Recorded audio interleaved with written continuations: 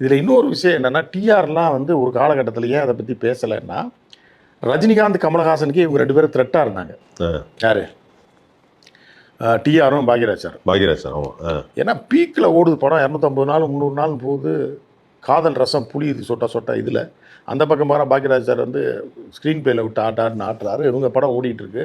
சாதாரண இப்போ சொல்லுவாங்கல்ல, விஜய் சேதுபதி, நம்ம சிவகார்த்திகேயன்லாம் சொல்லுவாங்கல்ல, பக்கத்து வீட்டு பையன் மாதிரி இருக்காரு ஓடுது படம்னு. அந்த மாதிரி பக்கத்து வீட்டு சித்தப்பா மகன் மாதிரி இருந்தவர் தான் பாக்யராஜ் சார்.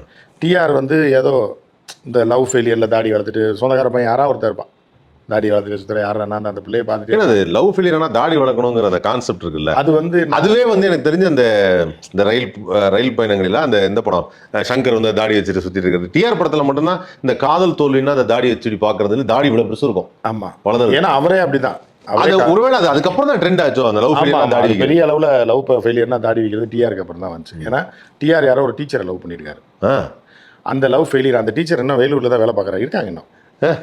இது புது கதையால இருக்கு. ஆமாங்க, அவர்கிட்டே கேட்டு பார்த்தீங்கன்னா சொல்லுவாருங்க. அவர் ஏற்கனவே ஒரு டீச்சரை ஒரு பொண்ணை லவ் பண்ணியிருக்காருங்க. அந்த பொண்ணு வந்து ஃபெயிலியர் ஆயிடுச்சு.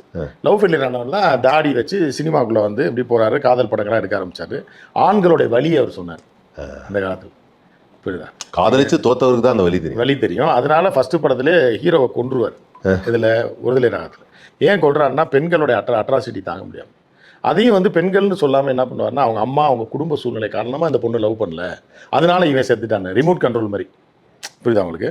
நீங்கள் இங்கே வந்து அதாவது என்னென்னா, அந்த கன்னி வெடியில் பார்த்தீங்கன்னா இங்கே தீ வைப்பாங்க, அங்கே வெடிக்கும். அவங்க குடும்பம் சரியில்லாக்கி இவன் ஏன் சாகணும் அப்படின்ற மாதிரி ஒரு கேள்வி வரும். அவங்க குடும்பம் நாசமாக போன குடும்பமாக இருக்கும், புருஷன் விட்டுட்டு ஓடி போயிருப்பான். அதுக்காக ஒரு நல்லவன் செத்து போயிடுவான், அவளை போய் லவ் பண்ண பாவத்துக்கு. இந்த மாதிரி அந்த காலத்தில் அப்படிலாம் இருக்கும். ஓகே, அம்மா தான் இப்படி போயிட்டேன்னா நீ இப்படி போயிடாதம்மான்னு ஒரு டைலாக் இருக்கும். புரியுதா? நீங்கள் ஒருதலை ராகத்தில் பார்த்தீங்கன்னா அவங்க அம்மா தையல் வேலை பார்த்து பழக்கும். அந்த பொண்ணுக்கு செருப்பு கூட வாங்கி கொடுக்க வழி இருக்காது, ஆனால் படிக்க வச்சு முன்னேற்றிருப்பாங்க. அந்த அம்மா ஒருத்தர் கீப்பாக வச்சுருப்பான், அவனும் வீட்டுக்கு வந்துட்டு போவான், அதை டீசெண்டாக காட்டுவார். புரியுதா உங்களுக்கு?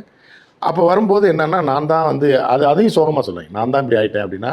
இப்போ லவ் பண்ணுறவ பூராமே இந்த மாதிரி புருஷன் செத்து போயிடுவான், இல்லை விட்டு ஓடி போயிடுவான், இல்லைன்னா வந்து எவனாவது இப்போ 2வது பொண்டாட்டியாக வாழணும், கீப்பாக தான் இருக்கணுன்ற மாதிரியான ஒரு கான்செப்டுக்கு அந்த அம்மாலாம் வரும். குடும்ப சப்போர்ட் இருக்காது. அதான் கொல்ல நான் பார்த்து கல்யாணம் பண்ணி வச்சாதான் குடும்ப சப்போர்ட் இருக்கும். இல்லை நான் அவனை விட்டு ஓடி போயிடுவாங்க. இப்போ நான் போய் 2வது இப்போ ஒரு பண்ணையாருக்கு கீப்பா இருக்கேன். இதுதான் வந்து டிஆரோட அவங்க ஊர் பழக்கம். இந்த மாதிரியே நீ வாட, அந்த மாதிரி இருக்கும்.